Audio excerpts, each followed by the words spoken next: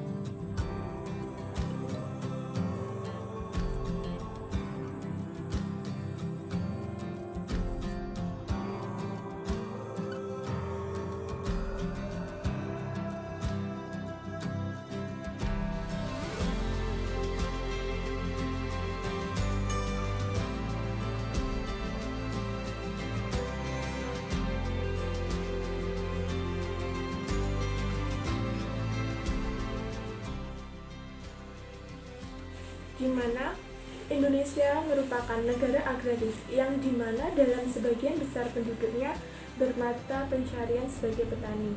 Tanah yang begitu subur terbentang luas di dataran Indonesia ini. Dalam kesuburannya dapat membawa berkah pada masyarakat Indonesia. Maka banyak masyarakat Indonesia yang bekerja atau bermata pencaharian di pertanian.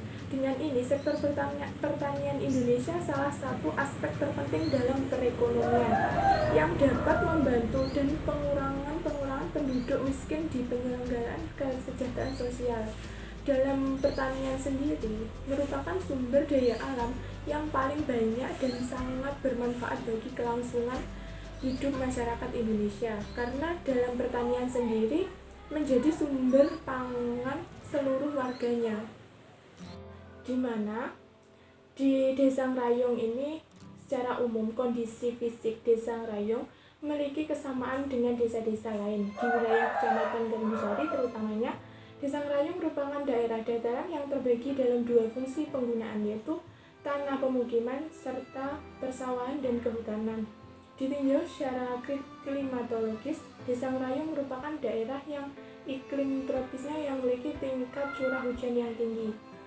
Jadi dapat pola pembangunan lahan di Desa Ngrayung lebih didominasi oleh kegiatan pertanian pangan, yaitu pada padi dan palawija dengan penggunaan pengairan tada hujan. Desa Ngrayung merupakan salah satu desa yang memiliki letak cukup strategis dengan kondisi lahan yang relatif datar dan subur, sehingga sangat mendukung produktivitas hasil pertanian. Karena dalam sektor pertanian sendiri itu merupakan peran yang paling penting dalam menunjang keberhasilan pembangunan Indonesia, yang dimana sektor pertanian juga memiliki peranan penting dalam menghasilkan produk-produk yang diperlukan sebagai input sektor lain, karena Indonesia merupakan negara agraris sebagai membuat sektor pertanian menjadi sektor yang sangat kuat dalam perekonomian. Dengan hal ini terdapat permasalahan yang saya temukan dalam permasalahan, yaitu dalam kelompok tani terdapat permasalahan seperti hama tikus yang menyerang kesuburan pertanian, ketersediaan subsidi pupuk yang sedikit pada saat pandemi saat ini, banyaknya hama serangga yang ada di pertanian. Dengan hal ini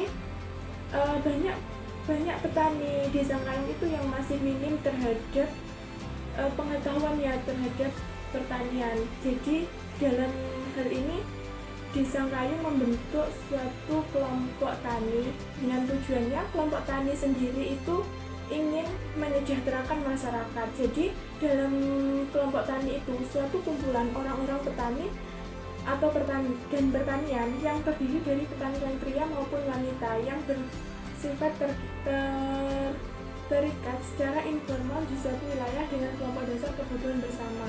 Jadi dalam kelompok tani merupakan suatu kumpulan yang terdiri dari petani-petani yang digunakan sebagai wadah yang sangat efektif dalam meningkatkan hasil pembangunan sektor pertanian, di mana distributor yang ada pada persoalan yang ada di daerah setempat atau di Desa Ngayung yang sudah dikenal oleh komunitas petani. Maka dengan adanya ketua kelompok tani merupakan menjadi figur yang telah dipercaya oleh para petani dengan disampingi peran pemasar dan sekaligus diberikan peran sebagai penyedia. Dengan ini, produsen harus menempatkan ketua kelompok tani sebagai mitra yang berkonsultasi setiap saat jika ditemukan masalah di lapangan, seperti di pertanian. Nah, jadi dalam kelompok tani ini, organisasi kelompok tani itu sangat penting bagi petani desa Ngayung. Karena minimnya pengetahuan tentang petani, jadi dibentuknya ini sangatlah membuat mudah para petani untuk menyelesaikan masalah seperti membasmi hama, terus meringankan banyaknya hama tikus, hama burung, hama serangga dan misalnya. Jadi dengan adanya pertanian ini membuat untuk memecahkan masalah, karena kita bisa untuk bergotong royong atau bekerja sama untuk bermusyawarah kepada anggota kelompok tani lainnya.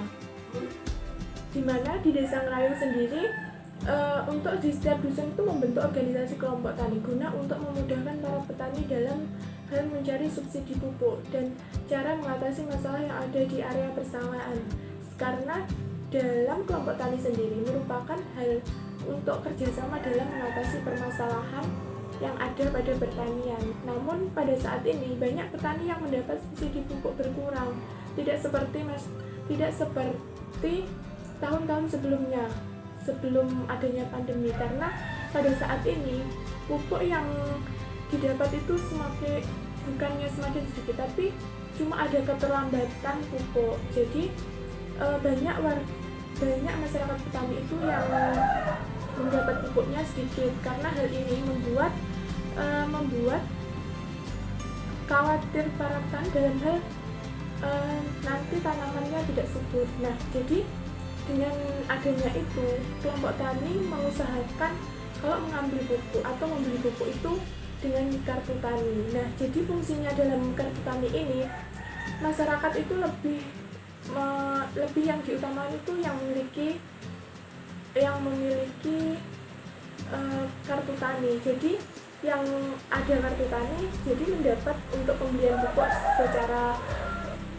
secara terlebih dahulu, karena datanya sudah tercatat dan jumlahnya juga sudah tercatat. Jadi dengan ini kelompok tani sebenarnya memberikan informasi-informasi yang lebih luas mengenai pertanian, serta dengan ini dapat bekerja sama dan saling membantu dalam persoalan pertanian. Dengan ini kelompok tani berperan penting bagi petani. Nah, jadi dengan terbatasnya subsidi pupuk yang dikeluarkan oleh pemerintah dapat teratasi dengan adanya kartu tani tadi. Jadi yang mana banyak masyarakat yang belum paham mengenai tentang kegunaan kartu tani tersebut. Nah, dengan itu diadakan sosialisasi dan musyawarah melalui kelompok tani. Dengan ini masyarakat jadi tahu pentingnya kartu tani dan sistem kerjanya kartu tani itu. Dengan adanya kelompok tani ini dapat membantu menyelesaikan masalah yang ada di pertanian. Dengan ini terciptalah petani yang sejahtera. Nah, sekian presentasi praktik pengalaman lapangan saya di sektor pertanian dapat bermanfaat bagi orang